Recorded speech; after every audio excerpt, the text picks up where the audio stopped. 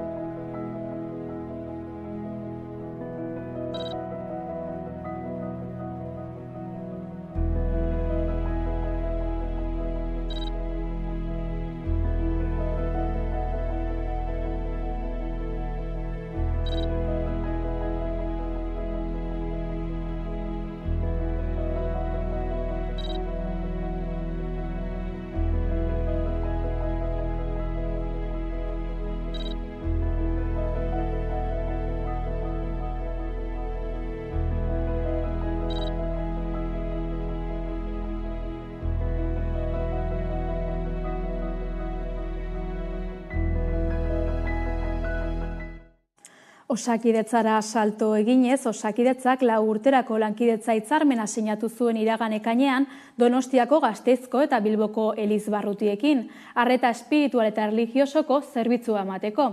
Horren arabera, 581.616 euro jasoko ditu aurten Eliza Katolikoak. Datozen 3 urteetako pagamendua ere bermatua dute gotzainek, baina hitzarmenean ez da kopuru zehatzik aipatzen. Soilik alde guztiek adostasunez erabakiko dutela urteroko aurrekontuetatik zenbat erabiliko den zerbitzu erlijioso horietarako unean uneko baldintzen arabera. Osasun publikoaren egoera eta kudeaketarekin ezinegona agertu du maiz osasun publikoa aurrera koordinakundeak eta privatizazio eta murrizketa asmoen aurka mobilizazio ugaritara deitu izan du. Oraingoan azaroaren 11an izango dira Bilbo, Donostia eta Gasteizen.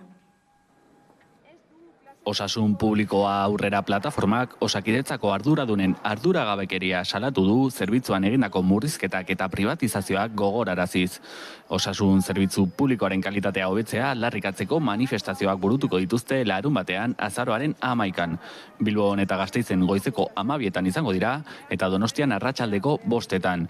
Eskakizunen artean langileen baldintzak hobetzea, landa eremuan zerbitzua bermatzea edota privatizazioa gelditzea.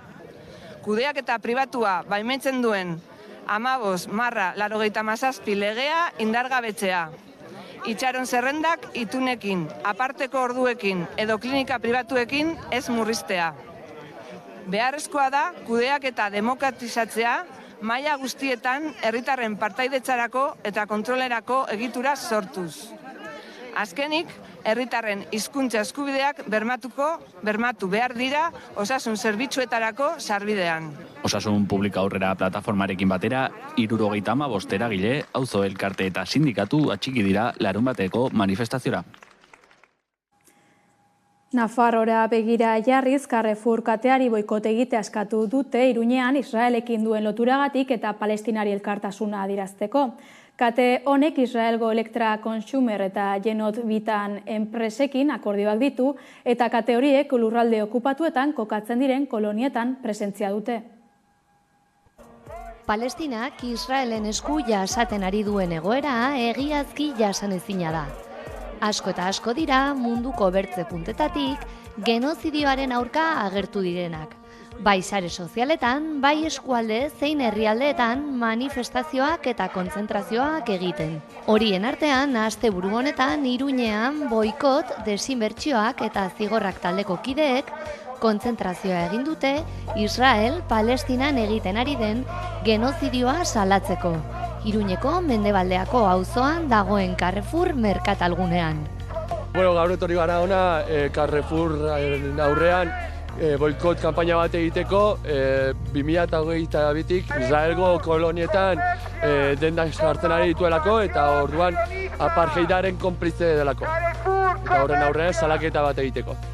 Carrefour supermerkatu kateak Israelgo Elektra Consumer eta Jenot Bitan enpresarekin akordioak ditu. Eta enpresa kate horiek lurralde okupatuetan kokatzen diren kolonietan presentzia dute.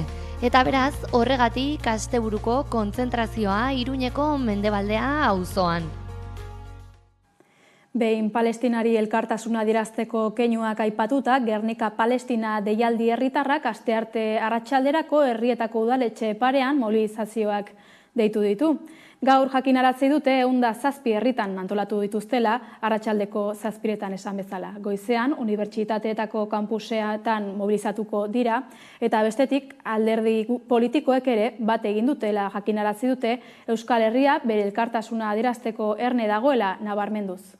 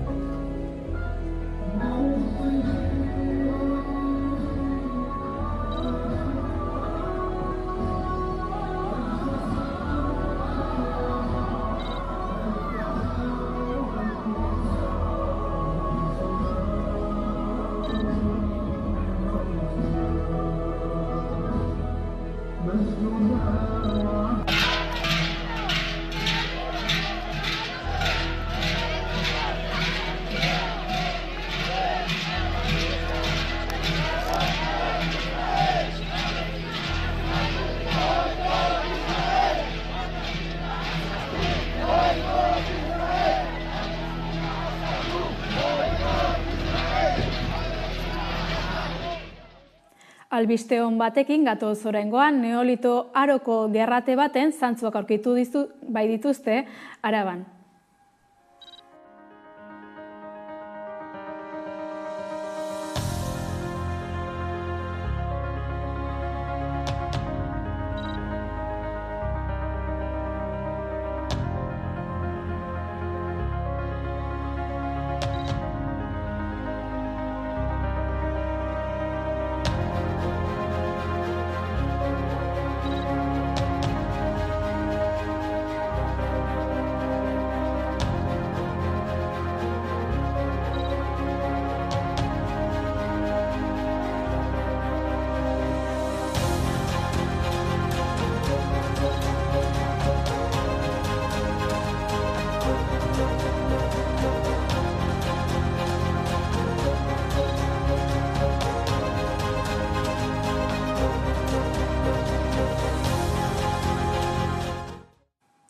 Politikara begira, Espainiako gobernu osaketan PSOEko afiliatuen gehiengoak Pedro Sánchez Espainiako presidente izendatzeko akordioak babestu dituzte. Pasaden larunbatean hilaren 4an egin zuten galdeketa eta botoa eman zutenen 97%, baiezkoa eman zioten alderdiaren proposamenari. Bien bitartean, Juntzek eta PSOEren arteko negoziazioek aurrera jarraitzen dute eta akordioa gertuago dago. Itxura guztien arabera, bi alderdietako ordezkariak amnistia legeari buruzko xehetasun teknikoak negoziatzen ari dira, hots amnistiaren aterkiak zenbat buru estaliko ote dituen. Juntzeko idazkari nagusia Bruselara joan da astelehen honetan, Puigdemont Generalitateko presidente ohiarekin bildu eta negoziaketekin aurrera egiteko asmoz.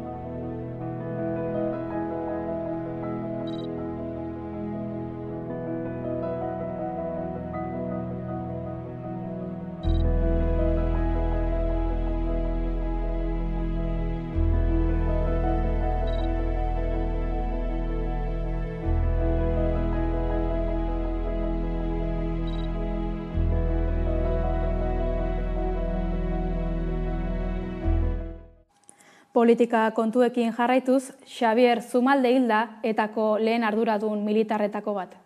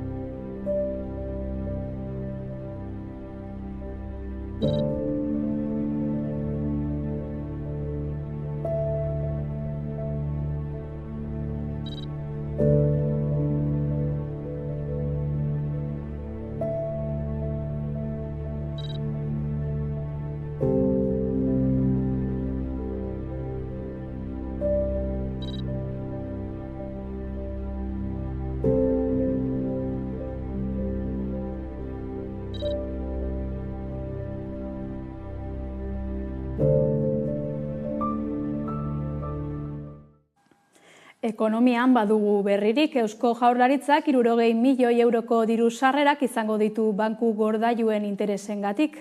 Pedro Azpiazu ekonomia eta ogasun sailburuak iragarri duenez interestasen igoerari alde ona aterako dio Eusko Jaurlaritzak eta kontu publikoetan nabarituko da hori.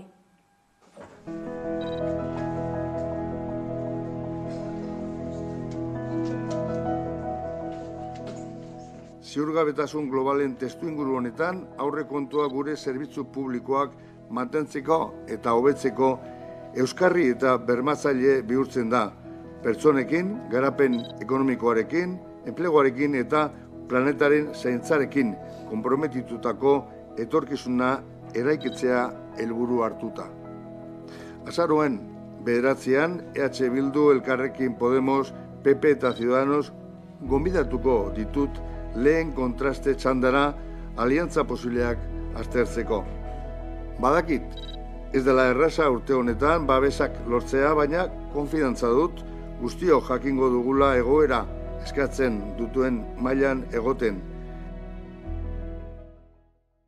Mundura begira, Israelgo armadak bitan zatitu du Gaza eta inguratuta dauka hiriburua.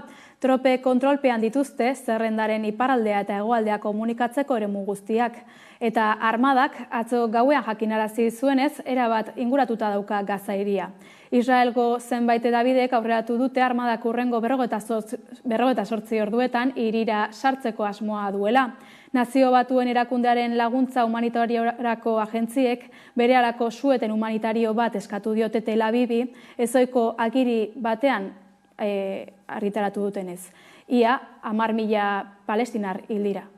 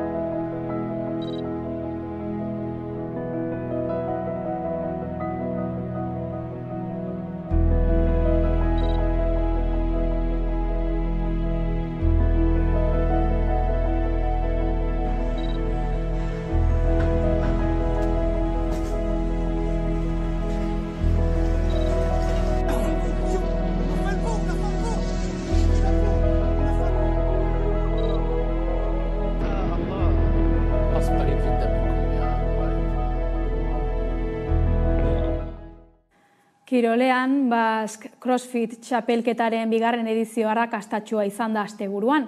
Txapelketa Euskal Herrian eta Euskal Erakundek babestua izan bada ere, euskararen erabilera hutsaren hurrengoa izan da. Hizkuntza eskubidearen behatokiak jarrera hau gaitzetsi du.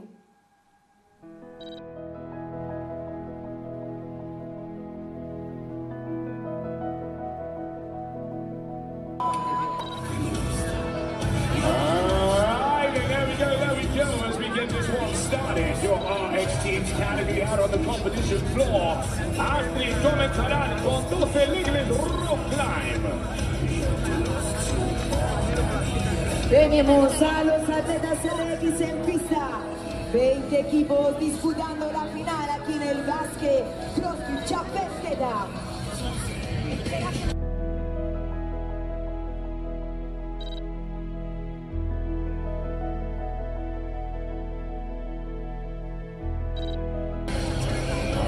Lane number 1, we have Martina. Number 2, we got Thomas Shaban. Number 3, we have Osrak.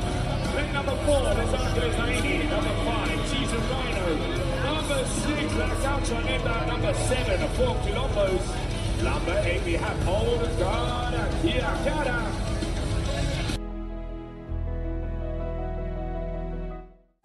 Azkenik kulturara goaz. Bizkaian euskarazko bideojokoen garatzaileak eta zaleak batuko ditu joko tekniaren 6. aldiak. Bilboko Euskararen etxean izango da azaroaren 11. Bizkaiko Foru Aldundiko foru entitate Azkue Fundazioak eta Game Erauntzi elkarteak elkarlanean joko teknia bideojokoen 6. edizioa antolatu dute azaroaren 11. Euskara sustatzeko abiarazten doguzan ekimenen artean, Azkue Fundazioaren bitartez ingurune digitalean euskararen agertzea indartzea dago. Holan, bideojoko gintza esparruan euskaraz hausnartzeko eta gaian sakontzeko asmoagaz, 6. jokoteknia jardunaldi hau antolatu dugu. Aurtengo edizioan 4 hitzaldi eta mahai inguru izango dira euskal bideogintzaren hainbat alde aztertzeko asmoz. Bideojokoek gizartean betetzen duten funtzioaren garrantzian sakonduko da.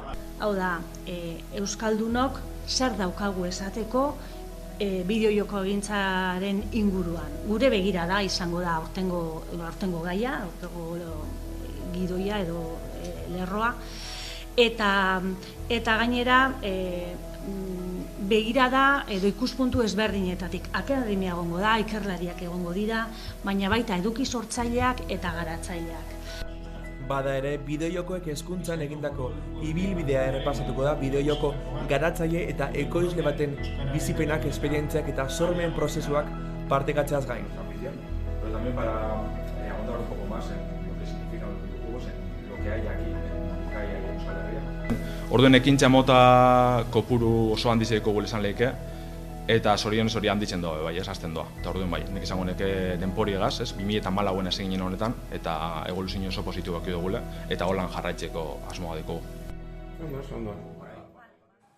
Nafarroan ikusentzunezkoetan ikusmira sortu du Amaren Memoria filmak. Tafaian eta inguruetan grabaturiko filma 1956ko gerra kontu ezarituko da. Elena Uriz da protagonistetako bat, zahar etxean iraganeko senideen oroimenak eta kontakizunak izanen ditu izpide. Tafaiako kulturgunean Amaren Memoria film laburra estreinatuko da. 1956ko gerra kontuez arituko da. Tafaiako lasaka eta ondorengo fusilamenduak Monrealeko tejerian, bertzeak bertze, kontatuko ditu. Justoki 37 tafaiar izituzten tokia. Tafaian eta inguruetan grabatu dute filma eta bertako artista eta sortzaileek hartzen dute parte. Bueno, pelikula da memoria historika hutsa. Ez dut esan nahi beldurrez nagoela, baina ni badakit hori Tafaian, oraindik alde batekoak eta bestekoen familia bizi direla. Eta hor kontatzen dena egia da. Detaile batzuk eta nik ez dakit oraingoak gainditu dute edo dakiten edo ez dakiten gustatuko zait ikustea nola razionatzen den biak. Eraildako senideen benetako testigantzetan oinarritutako fikzioa da. Bertan, emakumeak memoria kolektibo baten eraketan duen zereginari buruzko hausnarketa proposatzen da. Historian, altxamenduaren ondorioak neurri eta zirkustantzia desberdinetan pairatu dituzten bi emakumeren harreman estua kontatzen da. Dena zahar etxe batean. Iraganeko senideen oroimenak eta kontakizunak haien adiskidetasuna baldintzatuko dute. Amaren Mina filmaren ikusmina handia izan da. Izan ere, lehenengo paserako sarrera guztiak agortu ondoren, bigarren emanaldi baterako eskaini dituztelako. Azken albiste honekin iritsi gara gurean gaur albistegiaren bukaerara. Hauek izan dira gurean gaur jasotakoak edo nola ere badakizue. Guztiak eta gehiago nahi duzuen aldiro 11 puntu eusatarian. Zea maizen kuraia bestiarekin utziko zaituztegu. Ondo izan eta gero arte.